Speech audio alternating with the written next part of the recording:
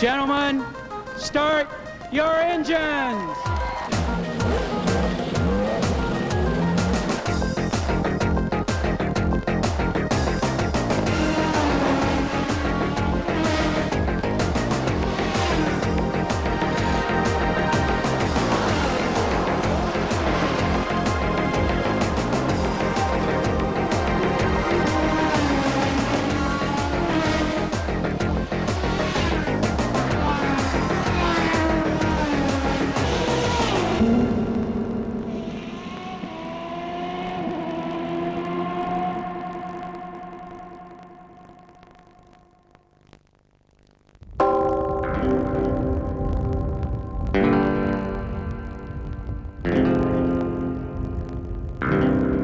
In the winter of '93, a stranger rode into town.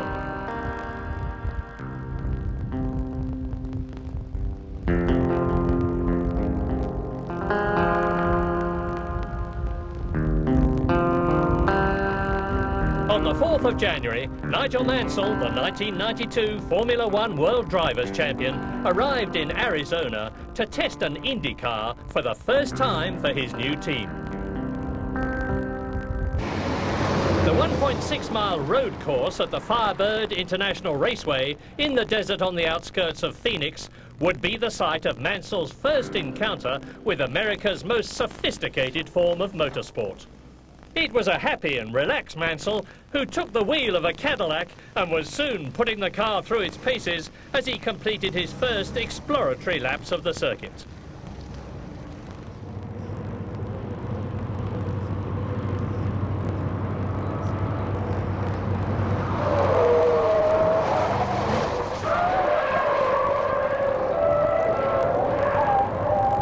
Well, he's, you know, everything I thought he'd be. I mean, he's a world champion, and he's got a lot of experience. You know, he understands the race cars, and, you know, you can just tell immediately by his technique on the racetrack and the way he feels things and his comments that he's really a professional, and, you know, I'm really pleased and anxious to get on with the season. Among the visitors at Firebird was Nigel's great friend, champion golfer Greg Norman, giving some moral support. When I picked him up this morning, he was very nervous, very apprehensive about coming out here for his first drive, and that's great to see. And any time you get to see a world-class athlete who's great in his profession get nervous about doing something, that means he's excited. And it's excited. I've seen Nigel for a long, long time, and I think that's great. I think it's great for IndyCar racing. I think it's great for motorsport right throughout the world. I know what his goals are. I know he wants to leave the world champion in Formula One and end up the #1 driver in IndyCar at the end of the year. If he has those desires and he has the car and he goes on and does it, I'd be proud for him to do it. But I think in 6 months' time, we're probably all going to turn around and say, yeah, we were right. A 1992 would give Nigel his first taste of turbocharged race engine power since 1987.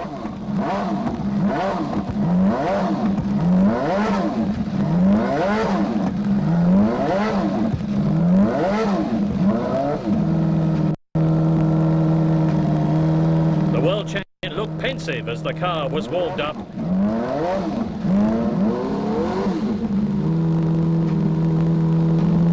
But as ever, good humour was never far below the surface.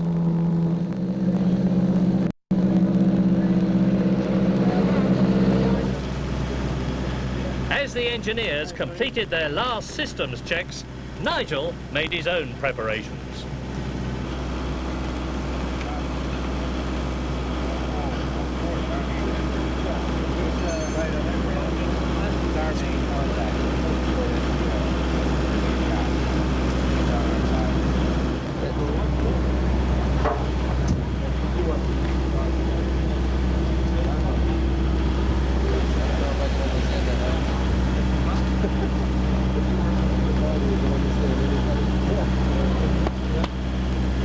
Amid an air of great expectation, Nigel climbed into the cockpit.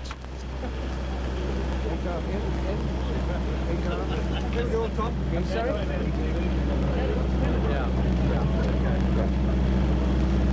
Hey, Jim. Oh, Jerry. The hat chunk? Oh.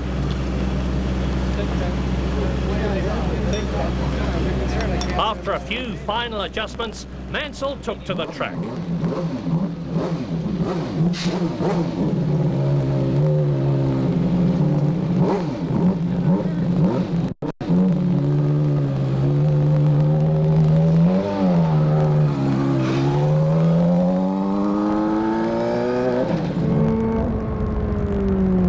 Settled into the car, initial caution gave way to natural speed. The back straight of the circuit ran parallel to the freeway, giving some truck drivers a rare opportunity to race the reigning world champion.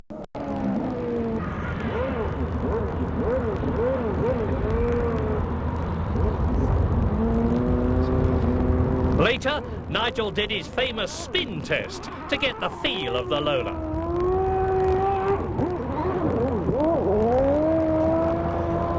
It may have appeared to be just for fun, but it was important for him to know how the car would handle in an extreme situation. It was a crowd pleaser too.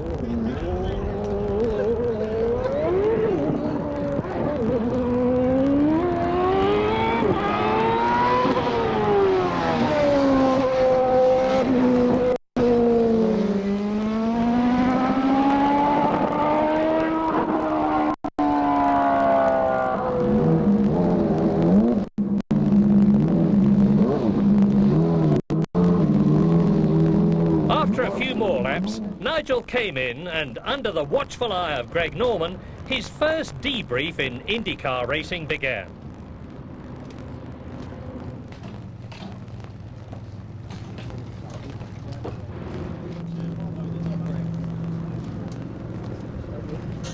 What did the team think of his antics? I've been in IndyCar racing for about 32 years and I've never seen a spin test, so that was very unique, but I can see his point, and you know, it was well done, and it was something that I'm going to remember for a while.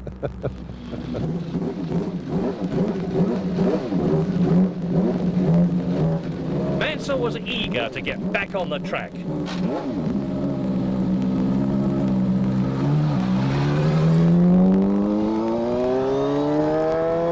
As his confidence in the car grew and he got used to a racing car with a manual gearbox again, so the lap times fell.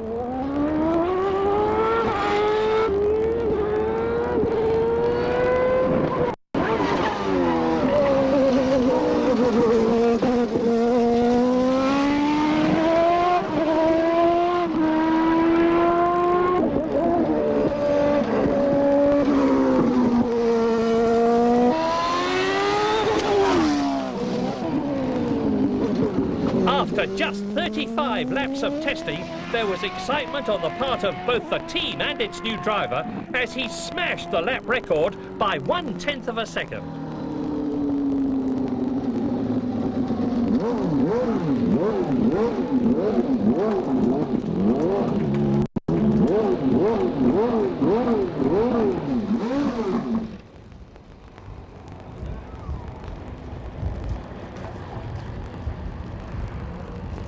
It's pretty sensational. I'm really happy and content to beat the official track record here first time out, and only 35 laps in the car and at the circuit is, well, I'm real excited about it. To have gone as quickly as he has is impressive. It's really quite brilliant. So we're very impressed. It's very different to a Formula One car. It's much heavier to drive. It's a little bit slower to accelerate, but it's harder to stop because of the weight of it. So, and you have to brake a little bit earlier, and you have to be a bit more precise in some of the corners. Because with a Formula One car, if you get out of shape, you can get it back quickly because it reacts much quicker. But this car, if you're not as precise as you know, you want to be and where you want to be on the circuit, you can't get it back. So from that aspect, it's more difficult. The cars are heavier, of course, and less nimble than F1 cars, but it's just astonishing how quickly he's taken to it, and it's all up there, as well as the physical skill needed to drive it. Then he's obviously a very intelligent guy. You know, it's the terminology. I mean, listening to them on the radio, everything's 10-4, this, that and the other, and I keep joking, it's 10-4 already, you know, things like this. You know, I mean, the terminology is very, very different, and it's going to take probably 2 or 3 tests to sort of get up to speed with each other, but I'm very confident and very happy. They're extremely happy, relaxed, and I think we're all looking forward to having a great year together. There's quite a bit more camaraderie. It's not as cutthroat. But once they get out on the racetrack, it's very competitive, but I don't think it's quite as intense as Formula One tends to get. So I think he's really going to enjoy it, and I know they're welcoming him with open arms. This is really good for the sport. I could tell by you know, the way he was driving the car in the corner, and you know, he's so smooth that you know, he just looked fast, and you know, I wasn't surprised that he'd break the record. But you know, we're looking forward to not only finishing up here, but going to the oval, because I think on the ovals he's going to really take to those too. Oval tracks are unique to the IndyCar series and have been an intrinsic part of American motorsport from its beginnings. But IndyCar racing isn't just about turning left at high speed. The championship also includes races on street circuits, such as Long Beach in California, and permanent road courses like Elkhart Lake, Wisconsin, types of track familiar to followers of Formula One and other types of European racing. Perhaps the greatest challenge is presented by the daunting super speedways like Indianapolis and Michigan. Long oval courses, average lap speeds of over 220 miles an hour are not unusual. Apart from the tracks, IndyCar racing differs from Grand Prix racing in many other ways. In the next hour, you can discover why and how pace cars are used, how races can be won and lost in the pits, and with the help of Nigel and the Newman-Haas team, find out the differences between an Indy car and a Formula One car.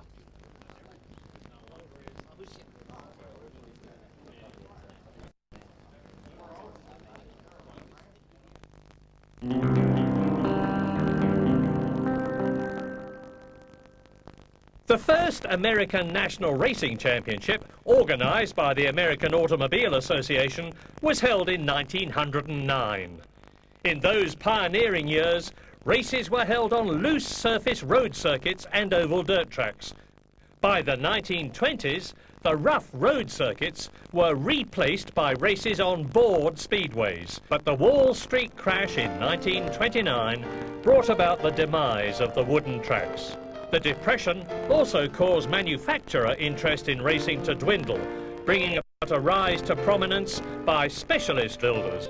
Most notable was Harry Miller, a dominant force in the 1920s and 30s. Miller's engine designs, later developed by Fred Oppenhauser and Dale Drake, continued to win races until the 1970s. The post-war years saw the development of the classic roadster IndyCar. Heavyweight, 400 horsepower, front-engine cars, which would dominate the national championship for almost 20 years. The disaster at the 1955 Le Mans 24-hour race, in which over 80 spectators were killed, caused the American Automobile Association to abandon its racing activities. From 1956, the United States Automobile Club, USAC, took over the organisation of the national championship. In the 1950s, more paved ovals began to appear, and in 1957, the Indy cars made their first visit to Europe, when a 500-mile event was held on the steeply banked track at Monza in Italy. By the late 1950s, lightweight rear-engine cars had begun to win the Formula One races, while the front-engine roadsters remained dominant in America. But a great change was coming. In 1961, Cooper, the reigning Grand Prix champions, brought an adapted version of their Formula One car to the Indianapolis 500 and caused a sensation by finishing 9th overall. Over the next 3 years, the USAC establishment, with its roadster tradition, fought a fierce rearguard action against the European invaders and their funny little cars. The fate of the roadsters was sealed in 1965, when Jim Clark, driving a Lotus, won the Indianapolis 500. The victory was the first by a rear-engined car and also the first by a non-American driver for nearly 50 years. Graham Hill's Indianapolis victory the following year would be the last by a foreign driver for over 20 years. The 1960s was also a time of technical experimentation. Gas turbine-powered cars came very close to winning at Indianapolis in 1967 and 68 before new rules effectively outlawed such engines. Aerofoils began to appear on Indy cars in 1969 and soon reached outrageous proportions before regulations to curb rapidly increasing lap speeds were introduced, trimming wings to dimensions comparable with those of Formula One cars. Dirt track races were phased out of the championship in 1970, since when races have been held exclusively on paved ovals, road courses and street circuits. In the 1970s, race-winning designs were produced by American constructors such as Eagle, Parnelli and Coty, while European interests were represented by British builders Lola and McLaren. In 1975, Cosworth Engineering produced a turbocharged version of its famous Ford DFV Grand Prix engine for IndyCar racing, which became the dominant power unit of the following decade. In 1978, the Indy cars made their first, and so far only, visit to Britain when races were held at Silverstone and Brands Hatch. 1979 saw a major change in the organisation of the IndyCar series when an association of team owners, the Championship Auto Race Teams, or CART, took over from USAC. In the same year, ground effect aerodynamics, originally developed in Europe by Colin Chapman and the Lotus Grand Prix team, were introduced to IndyCar racing on the John Barnard-designed Chaparral. The 1980s witnessed the rise to dominance of the Chevrolet engine, designed and built by the British Ilmor Company, overthrowing the Ford Cosworth engine. As the decade progressed, increasing costs of car design and development put the self-build option beyond the means of most teams. As a result, IndyCar racing has, with the notable exception of the Penske team, which has built its own cars since the late 1970s, become largely a customer car formula. Initially, the market was dominated by the British company March Engineering, but in recent years another British company, Lola Cars, have become the main car supplier in IndyCar racing. In 1993, apart from Penske, who will also supply a small number of customers, and the Ray Hogan team, which has taken over the True Sports project, all the IndyCar teams will use the Lola chassis, while a new Ford Cosworth engine will challenge the supremacy of the Ilmor Chevrolet in the engine war.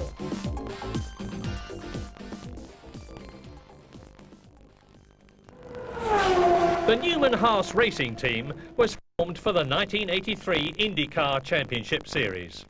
Partners Paul Newman, the Hollywood film actor, and Carl Haas, a dealer in racing cars since the 1950s, had been rival team owners in the Can-Am Sports Car Championship Series for several years before joining forces.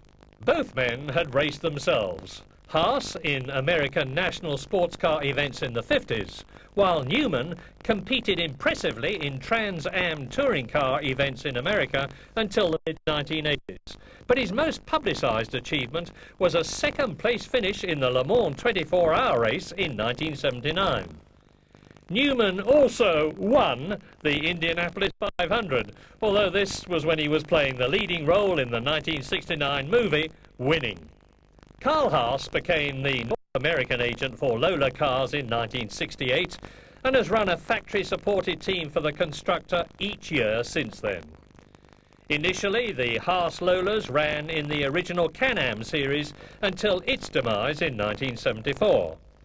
The team then became front-runners in the Formula 5000 single-seater category until it was replaced by a revived Can-Am championship, which the Haas team won 4 years running from 1977 to 1980. For the move into IndyCars in 1983, Newman-Haas ran a new Lola, the company's first IndyCar design since 1978. Multiple national champion Mario Andretti was signed up as the driver, and the following year the team won the IndyCar Championship.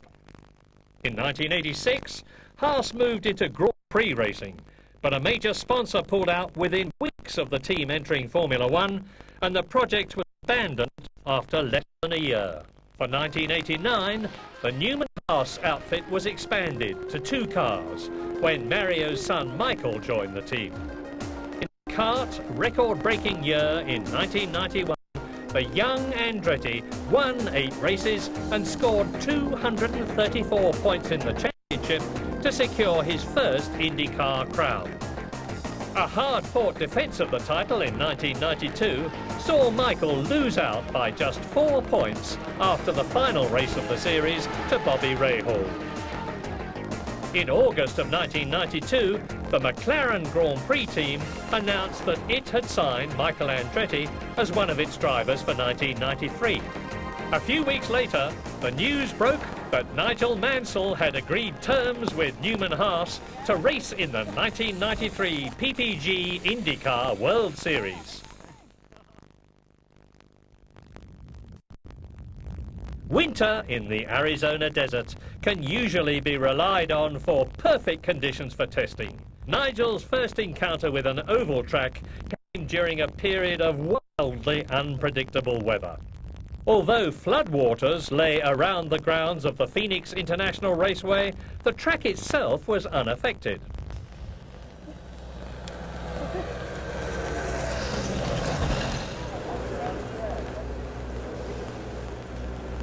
While the Lola was prepared for his use, Nigel renewed an old acquaintance with his former Lotus Grand Prix teammate, Mario Andretti. I've known Nigel before. Obviously, circumstances now are different. We are teammates officially, and I'm quite happy. I think it should work out very well between us. He's come a long way, obviously, and accomplished a big deal. I mean, the level of his driving is right now is the very best. So he should have no problem here. That's for sure. Also at Phoenix was 1992 IndyCar champion Bobby Rahal. I think everybody's very pleased. You know, we're very proud of our series. We think that you know, we think Michael's going to represent us well in Formula One, and having him there and Nigel come here, I think it's going to be a big plus for us all. The more the merrier, as far as we're concerned. Obviously, he's a very good driver. You know, there's no question in my mind that he will learn it. It's just a matter of how quickly. And as I say, I think the team will go a long way towards helping that. In this form of racing, particularly the oval, the setup of the car is so crucial, and it takes time to develop a feel for what it wants. And of course, they know what the setups are generally going to be. So, you know, that's going to really quicken things for him. But, you know, obviously he's a very, very good driver. As the team adjusted the new car to Nigel's personal specifications, team owners Paul Newman and Carl Haas arrived on the scene to witness their man in action.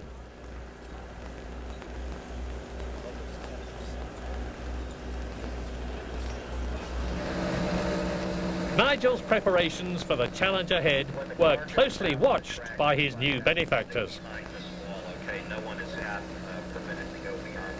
The media men barely knew which way to point their cameras. Satisfied that all was in order, Newman and Haas moved aside to await the action on the track, leaving Nigel to concentrate on the job in hand. At Firebird, excitement and anticipation hung in the air as Mansell ventured out onto the circuit.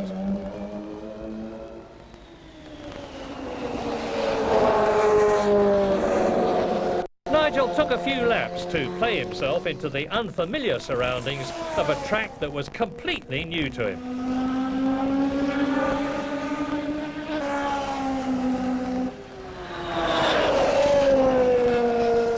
As the test continued, the lap speed soared.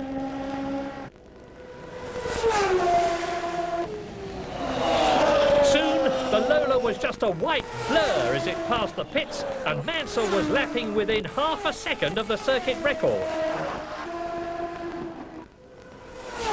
The team were impressed.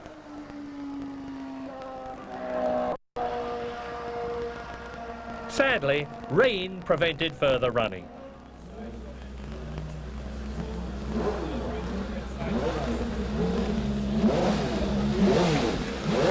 But at the end of the first day, there was appreciative applause and a tribute, as well as a handshake from a delighted team owner. Was he surprised by his new driver? Impressive. Well, it's really hard to explain. You expect him to surprise you. I mean, that's what you always expect of excellence. So when he surprises you, it's no surprise, because you expect to be surprised. Does that make any sense? None whatsoever, but it's fine. Well, that's fine. if you don't expect anything from anything, then everything is a surprise to you. But if you expect to be surprised because he does really represent excellence, then it is in fact no surprise because you expected it to be. Well, it's an interesting riddle. I'll take it home and work with it for a while. It brought a lot of international excitement already. I mean, I can't think of a test session that's been widely exposed to the media since I've been racing, and that can only benefit the sport. I don't know. It's very hard to be competitive if you're an actor. I mean, in the first place, the rules are so different for each judge. Each critic has a different criteria on which they base somebody's performance. This one did a little bit better over here. Racing is very clean. You come across the finish line, he's first, he's second, he's third, and it's very well defined. So if you're competitive and you're an actor, then you got to find some other outlet for it. And this has been very good for me. And what were Nigel's impressions of his new team owner? He's a fantastic man in his own right, a great star, unbelievable character, and the warmth and the charisma he carries as a human being is tremendous.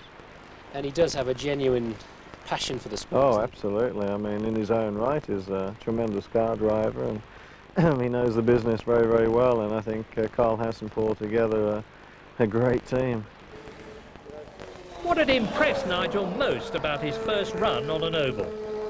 Basically, an unbelievable commitment you have to make to the corner. I mean, you go in at probably 190 and you come out at 170 something. You lose about 15 to 20 mile an hour in the corner. It's quite extraordinary to come down a straightaway and not lift when you're on the hot lap, and obviously the banking, because the banking's quite obviously cambered to pull you around, but it's an extraordinary feeling I'm not used to yet, and that's why I've got very little comfort zone at the moment, but I'm very optimistic, because when that comfort zone comes and I get used to the oval and the car, then I know I can be able to go a bit quicker. Prospects looked good for the second day, but overnight the weather changed.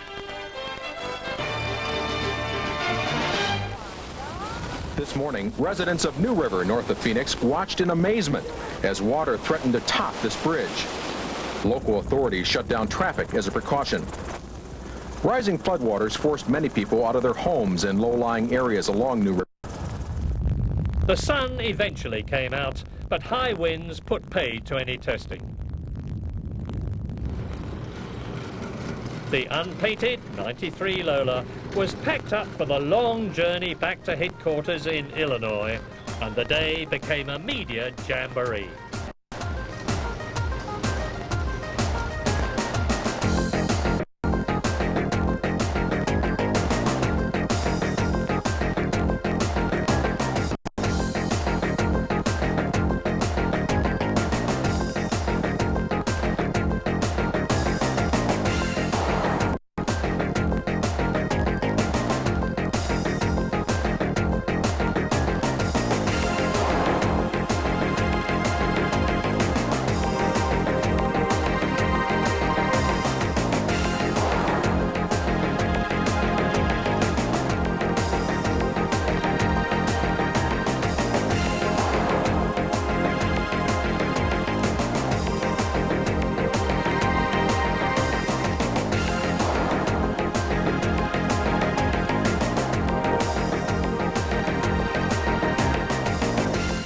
this is enjoyable, and you've got some great people, great sponsors, and some absolutely fabulous racing, and I'm just looking forward to doing it. Let's have a closer look at Nigel's IndyCar. What we have in front of us now is my potential race car for the Indy World Series. If I can just walk you around it, I'll point out some fundamental differences that we have from a Formula One car. Straight away, I think what we'd like to do is start in the middle of the car and then we'll move forward. As you can see here, this is the main refueling tank, which depresses in there if I've got enough strength. And they basically put 28 to 38 gallons of fuel in there, depending on when you pit stop, of course, and it's all gravity fed. Through here, you have a breather on the other side. Yeah, this is an important part here. This is the air jack, and obviously it plugs in here, lifts the car up. You've got to be very careful to keep your feet out of the way. Normally when we're in the pits, Kenny, who does it, will actually say, coming down, and you've got to make sure you're out of the way. Mainly because this car is another 500 pounds heavier than a Formula One car. Formula One car, if it's down to the weight limit, is about 500 kilograms. These, they weigh in at 720 kilograms. Moving across to the front now, some other vital bits of equipment on this car, which is very different to a Formula One. Bearing in mind that this car now is prepared for an oval circuit. This is an incredible headrest, which is very, very firm indeed. And then this fuel meter here is very, very important. I'm just about to zero it for you. You've got 44.9 there now, and you zero it. Every time you come into the pit, you have to zero it, and then you have an actual sticker which will come on here for the race, which will actually show you when you have to pit if there's no yellow flags. Goes without saying, if there's yellow flags, the team manager will actually call you in if he thinks there's a window to come in, which might be better to actually sort of try and win the race and try and sort of do a bit of trickery. Again, on the steering wheel, very, very important piece of equipment here. Obviously the radio, and radio is very important for IndyCar racing, far more than Formula One, because of the yellow flag situation again. This little device, obviously it's only a switch here, but this switch, if you push it to the left, will actually jack the rear right height of the car up, which will basically put cross weight into the car. Equally, if you push it to my right, the other way, it will jack it down. What that does, if you've got an oversteering car, you have a possibility of upwards of 50 pounds cross weight in the car to adjust it yourself while you're running. And on an oval, this little piece of equipment is very, very important. Okay, well, we're just about to show you the thing that's given me probably the biggest consternation of the last 4 years, which of course is the gear lever. I haven't had one in the Williams for a few years, and this is the magic device, which all cars have, and you just got to get used to it again. That knob is the actual knob I used when last time I used to change gear in 86, 87 and 88, so a little bit of nostalgia. It's the actual same that I won quite a few races with the Williams team. This little knob here is for the brakes, anti-clockwise instead of clockwise to go to the front. Okay, the roll bar here, push in and to the front to go soft, and the rear roll bar set in the soft position already. You have to push it in and pull it back. Very difficult to do it when the car is standing still, especially when it's all preloaded. So, but those are the two roll bars which can alter the settings of the car. Well, along the front, what I'd like to show you is the suspension. The one thing that you can see, especially on an oval, is how strong everything is.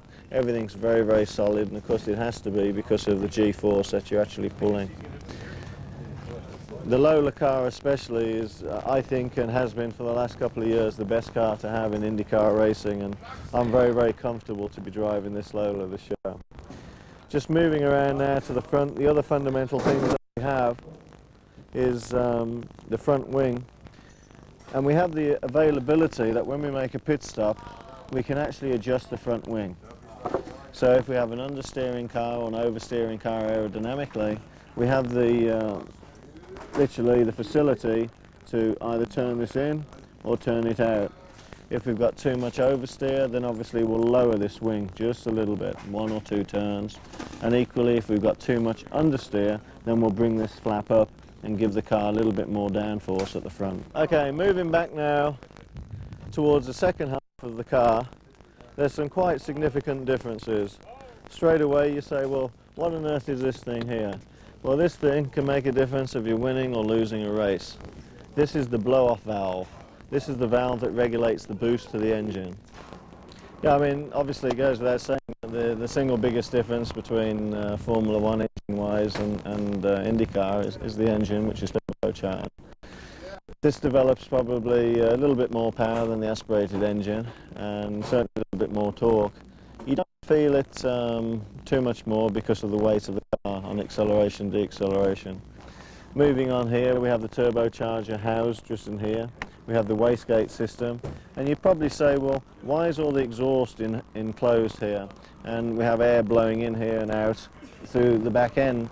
Basically, we try and protect everything within the car because this can get well over 1,000 degrees C. So they house it, and the most important thing on one of these cars, especially on an oval, if one of these pipes come off or just leak, that can cause a major, major accident. Moving to the back of the car completely now, you can see the major difference between an F1 and IndyCar is that the underneath of the car finishes at the axle. As you know, with a Formula One car, the underwing of the car will actually come back almost to the back wishbone or right back to the end of the gearbox. The exhaust system, the wastegate, and the actual bodywork, the underneath of the car, finishes at the centre line of the axle here. Okay, as you can see, the camera is now showing you the total underneath of the car. The reason for that is that in a Formula One car, it's a completely flat-bottomed car. Now, in an IndyCar series, the cars are allowed to have an underwing, and that's how we generate the downforce. So that's going back to, if you like, the ground effect days of Formula One without the sliding skirts. The underneath of the car generates an awful lot of download. Okay, the incredible thing is with an IndyCar as opposed to a Formula One car is that before you get into an IndyCar at a race meeting on an oval, you think that it's been in an accident already.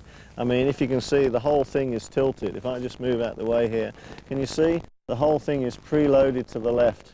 And that makes it difficult for two reasons. One, the car's always turning left, which going into the left-hand turns is sort of fairly important. But the problem is, as you come out the turn, to go straight, you must exert a lot of force in the opposite direction to keep the car going in a straight line. The other important thing is how much you preload the left side to the right side, the springs you carry on the right side to the left also, and the cambers that are on the car. It is quite phenomenal, it really is.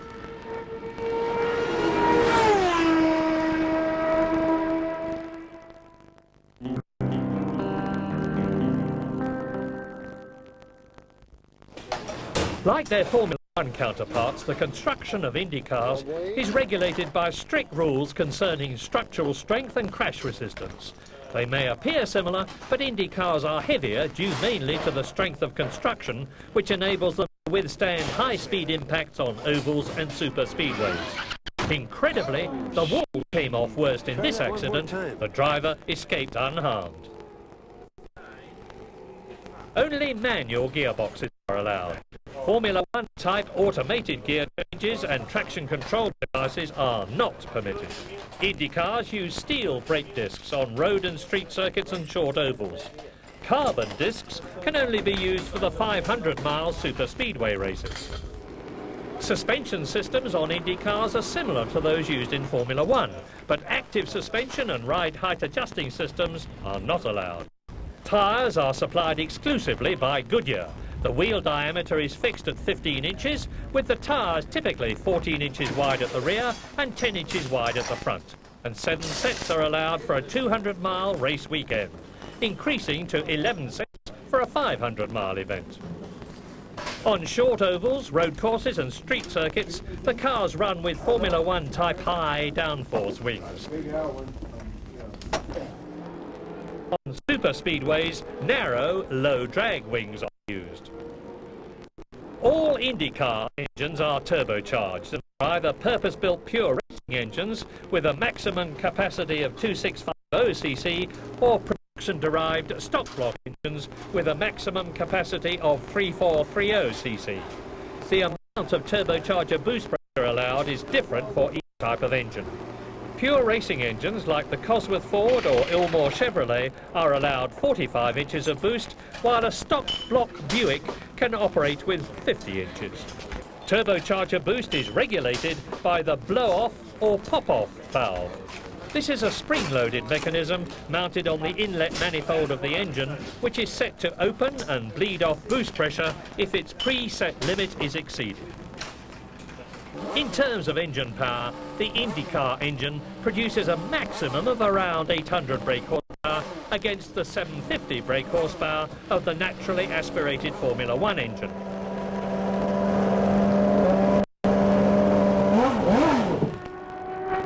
An IndyCar is thus potentially faster in a straight line than its Formula One cousin. But because of its lower weight, a Formula One car is more nimble and therefore quicker round tight corners than the IndyCar. A match race between an IndyCar and a Formula One car would be a fascinating contest. IndyCars run on methanol, a renewable source, non-fossil fuel made from waste materials, and is therefore considered to be environmentally friendlier than gasoline. The fuel capacity of an IndyCar is 40 gallons, carried in a puncture-resistant fuel cell contained between the cockpit and the engine. A fuel allowance is calculated for each race on the basis of a 1.8 miles per gallon consumption rate. As there's no limit on the number of pit stops permitted during a race, a team can manage the fuel allowance as it sees fit. But due to the time lost stopping in the pits and restarting, the teams usually try to make as few stops as possible. A fast refueling stop late in the race, a splash and dash, is sometimes used as a tactical ploy by teams. Despite careful calculation, fuel strategies can go wrong, as Michael Andretti discovered at Elkhart Lake in 1989. Andretti seemed to have victory in the bag when Danny Sullivan made a splash and dash stop in the final laps of the race.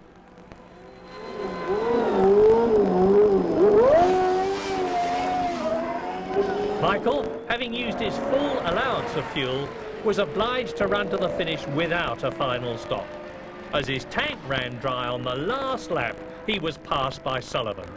Andretti's crew could only watch in dismay as Sullivan won the race. Michael was left stranded. Refueling is usually not a hazardous procedure, but on rare occasions something does go wrong. If a fuel fire does occur, methanol has a hidden danger. It burns invisibly. In this footage of Al Unser Jr.'s disastrous pit stop at Cleveland in 1990, thankfully no one was seriously injured. Unlike a petrol fire, water can be used to extinguish the burning methanol. IndyCar racing is statistically no more dangerous than any other type of motorsport. In the event of an accident, a dedicated rescue crew, which travels to each round of the IndyCar Championship, is usually on the scene within seconds, and sometimes even before the accident is over, as in the case of Emerson Fittipaldi at Michigan in 1991. High-speed accidents on ovals and superspeedways require specialist knowledge and expertise from the rescue crews. A travelling medical centre is present at each race, staffed by a permanent team of doctors with expert knowledge of the type of injuries that sadly do occur in motor racing. This travelling hospital is equipped with the latest technology, ensuring that the best possible care is on hand in the event of an accident.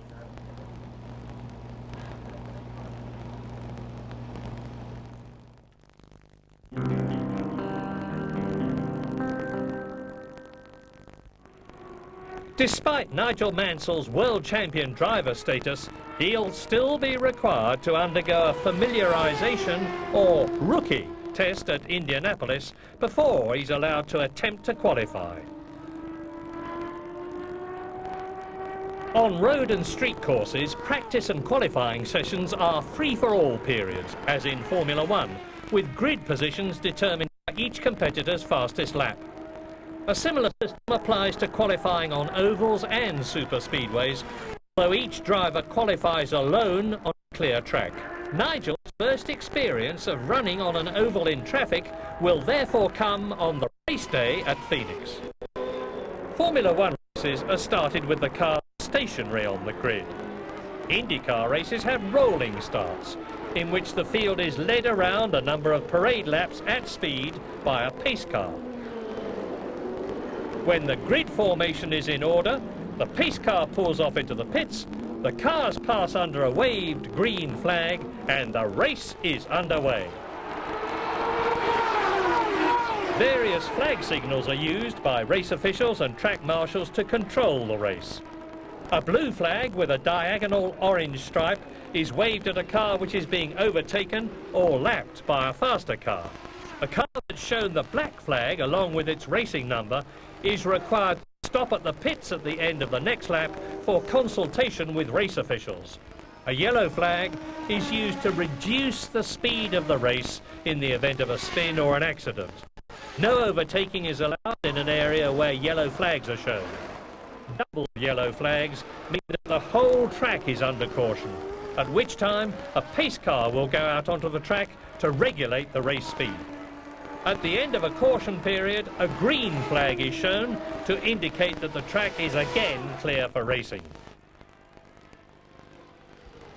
A red flag is shown to stop the race immediately due to unsafe conditions on the track. A white flag with a diagonal red stripe is shown if an emergency or service vehicle is on the track. The white flag is flown at the finish line to signify the start of the final lap of the race.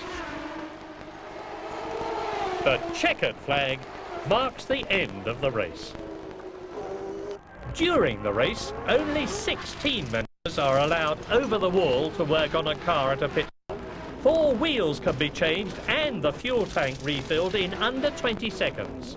Adjustments for the car's handling can be made at pit stops by various means, such as altering wing settings or changing the stagger on the tyres. What is stagger? Newman Haas crew member Tim Dog Homburg explains. Tires we use on an oval track. The right side tire is bigger than the left side tire, and it's a critical measurement. It really affects the handling of the car. We measure it with a tape measure. It's a special one. We measure the circumference, and the tape reads in diameter. And the difference in the tire we call stagger. On a 1 mile track such as Phoenix, it's 3/10 of an inch of stagger.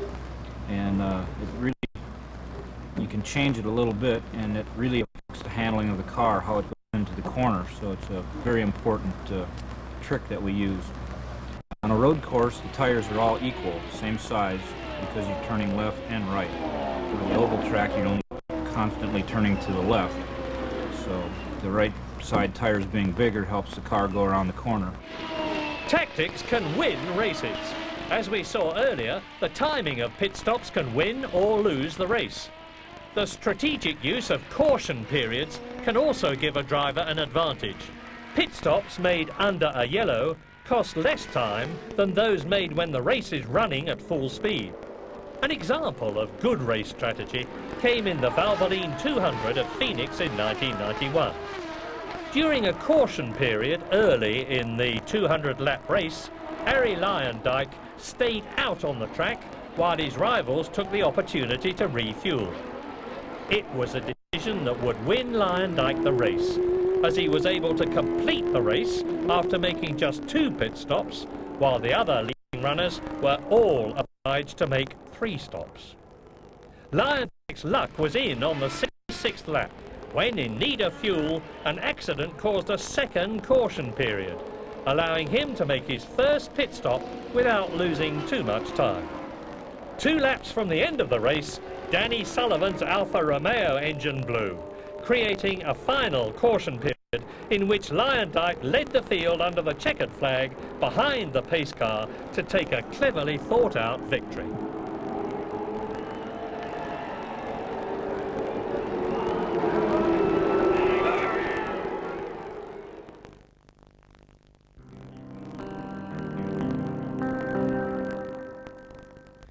Race finishers score points on the basis of 20 points for a win, 16 points for second place, 14 points for third, and the 12, 10, 8, 6, 5, 4, 3, 2, 1 down to 12th place.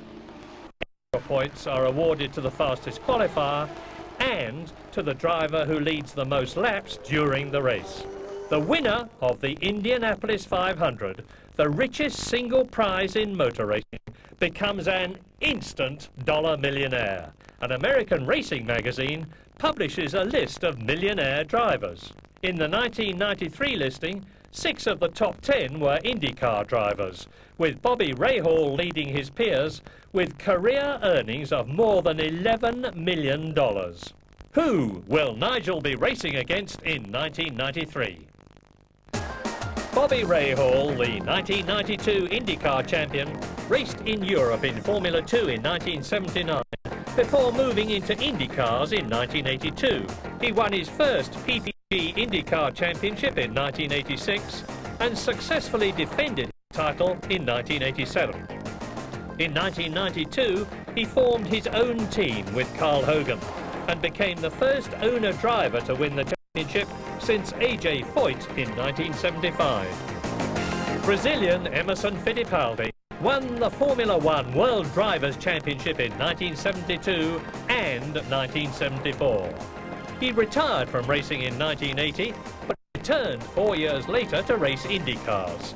In 1989, he won the Indianapolis 500 on the way to becoming the first foreign driver ever to win the IndyCar title.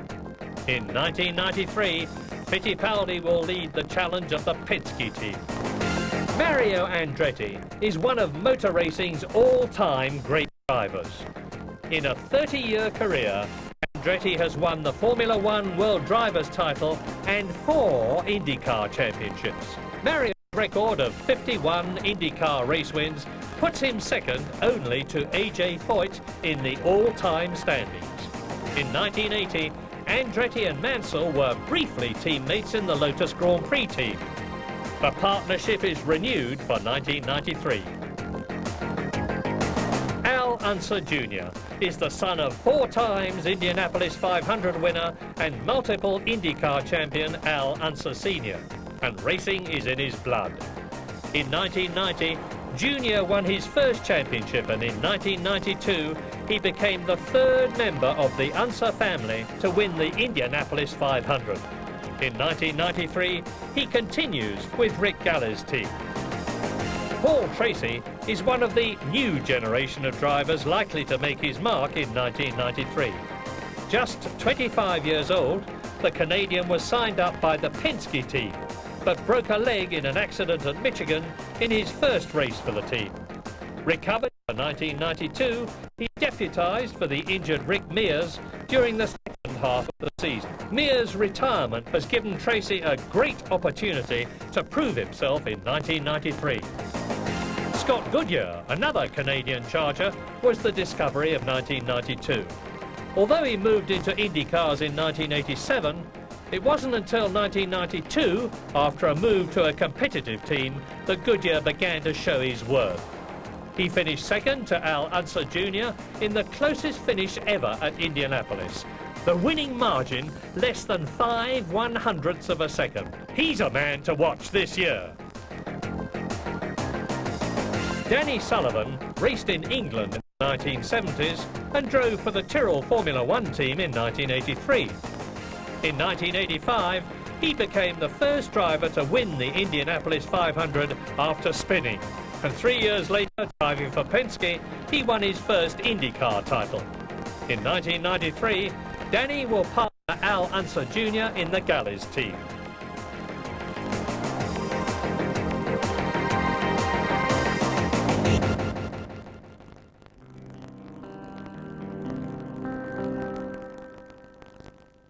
Like the Grand Prix Championship, the IndyCar Series is contested over 16 races.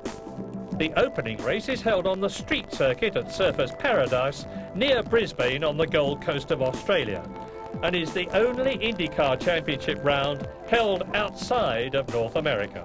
The series then returns to America for the first oval race of the year at Phoenix, Arizona, where the IndyCars have raced since 1964. 2 weeks later, it's back to the street, this time in Long Beach, California, on the only circuit at which Nigel Mansell will have raced before. The event was held as a Formula One race until 1983. The Indianapolis 500 the biggest motorsport event in the world, is held at the end of May, after a month of practice and qualifying on the world-famous 2.5-mile track.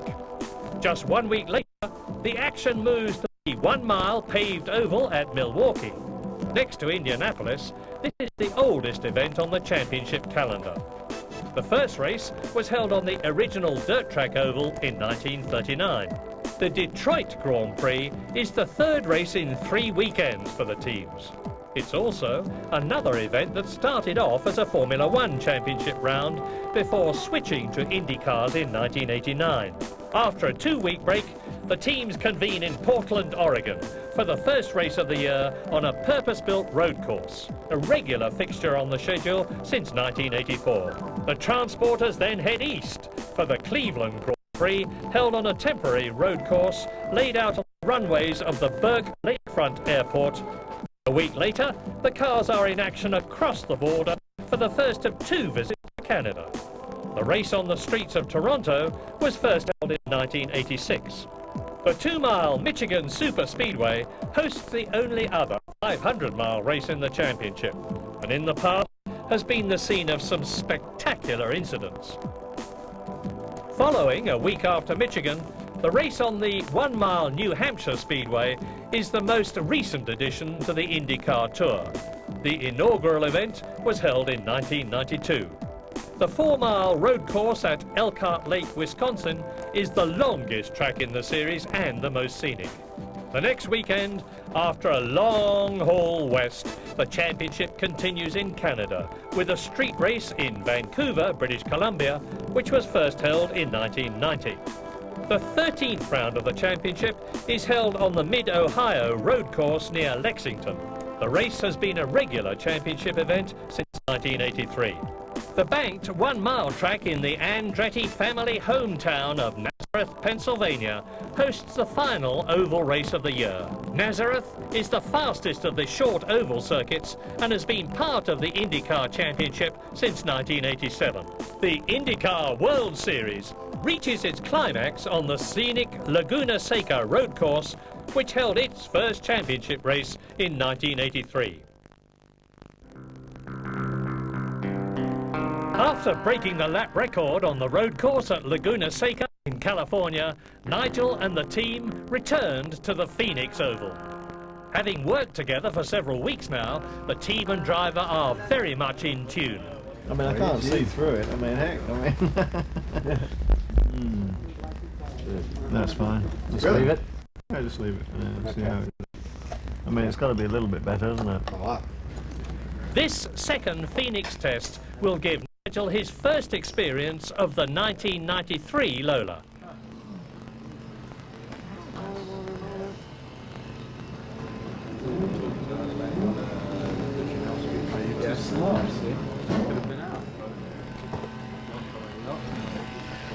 We'll start it up, warm it up. Then we'll know that we'll come in out. Ready? Yeah.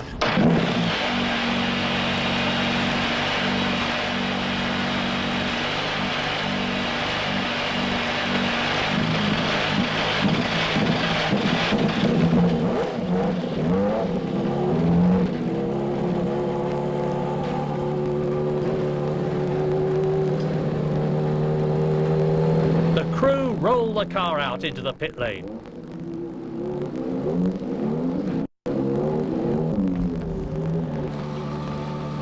Team manager Jim McGee gives the all clear.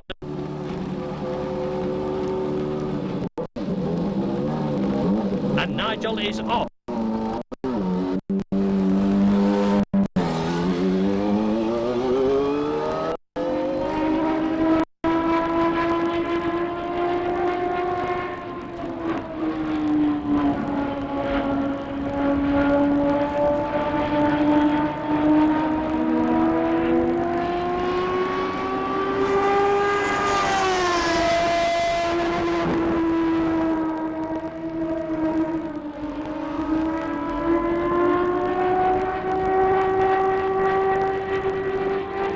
After warming the tyres, Mansell's confidence in the car becomes evident.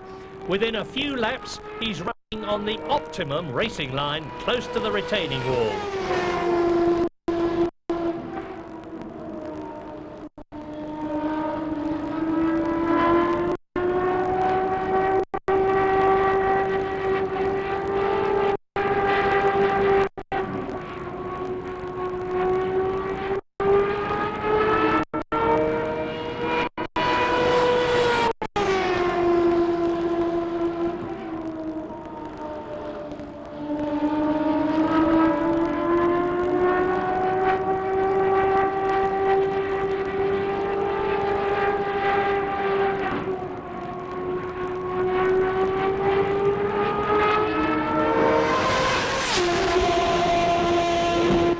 The stopwatches tell the story. A new lap record of 20.6 seconds.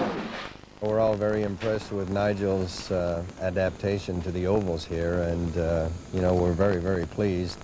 You know, having worked with Emerson and Mario and Mears and a few of the other drivers, Nigel's a special person, and you know, we're all very impressed with his method at which he's approached the ovals.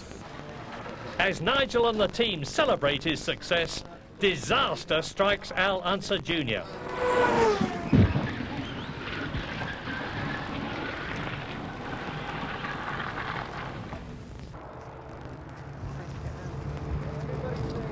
Help is quickly on hand, but the driver seems to be unharmed.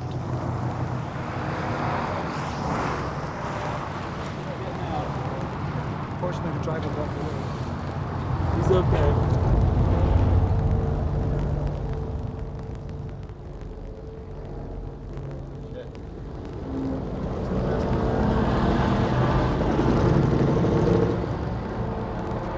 Unser climbs out of the wreck with a new appreciation for the strength of the Lola IndyCar.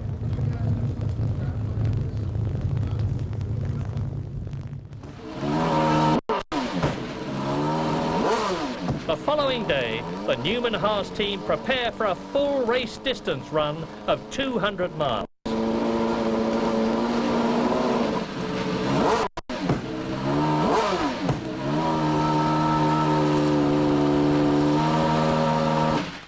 All I can say is that, you know, 20.6 round here is the fastest ever recorded time in history, and that probably means more to me than the road courses, because road courses I've raced on all my life. But to do that special time round here and on actual hard tyres which we race on, because other people have done a 20.8 round here, but they'd apparently used a little bit softer compound tyre.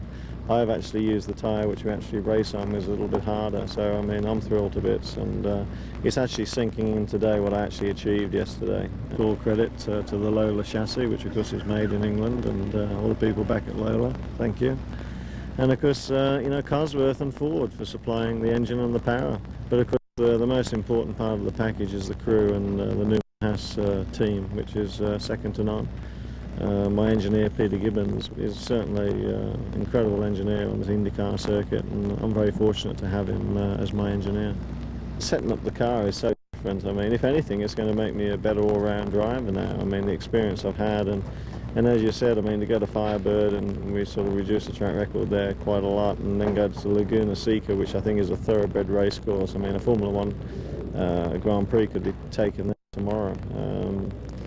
It's just a fantastic race course to drive on. I mean, the only thing it hasn't got is the pits facilities, but the racetrack to race on is just first class. It's fantastic and very demanding. And then, of course, to come to the PIR circuit, Phoenix International Raceway here, you know, this is a most awkward oval. It's not a perfect mile oval, and it has some very tricky bits in it. Here I am talking to you, and it's sort of getting up sort of 85, 90 degrees here this afternoon, and we're actually going to go out and do a full race distance now, 200 laps, the first time I've ever done a full race distance on an oval, and you're about to witness the start of it.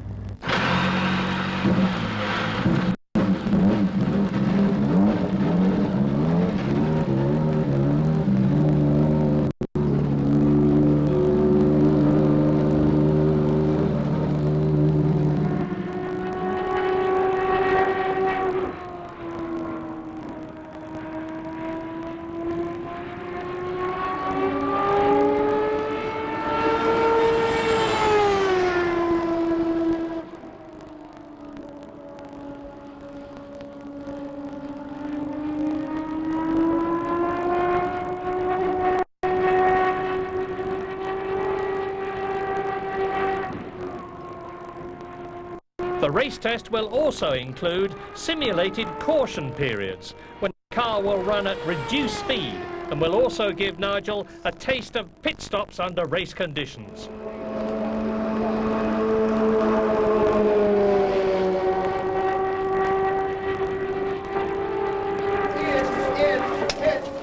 Coming in. Running out of fuel. You ready? Can you make it in? Hey, we got the starter ready? Right here.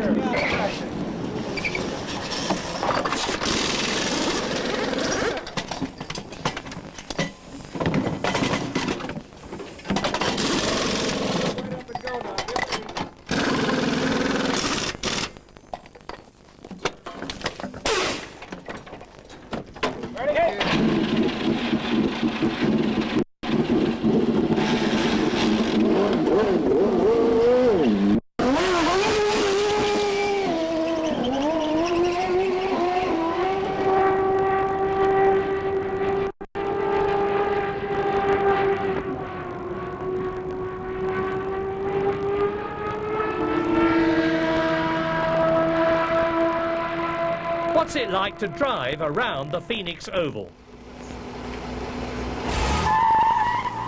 It's a rolling start as opposed to a standing start, so we roll by, green flag, start, and literally you have to gun it or put the gas pedal down or go flat out, whatever. And then you come into turn one, which is this one. You try and stay in the middle of the road and come down low and try and go around here as quick as possible.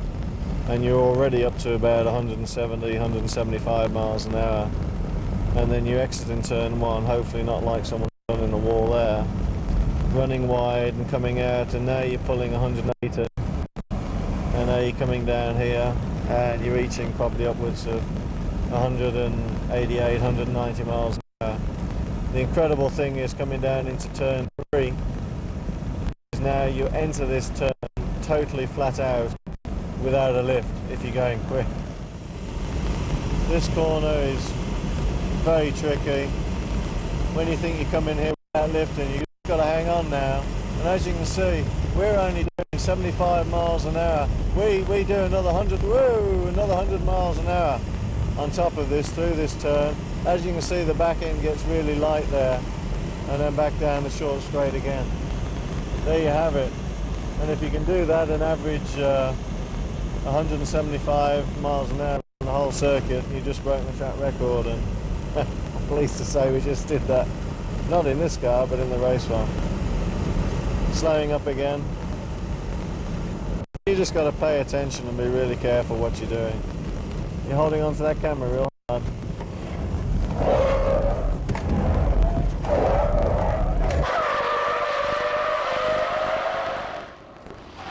There you see a bit of smoke. Oh dear, car's a bit smelly, isn't it?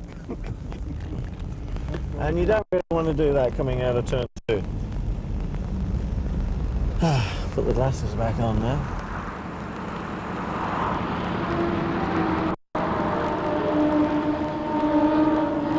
Nigel has broken the lap record at each of the 3 circuits he's tested on this year. IndyCar's newest recruit looks set to be a major force in the 1993 championship.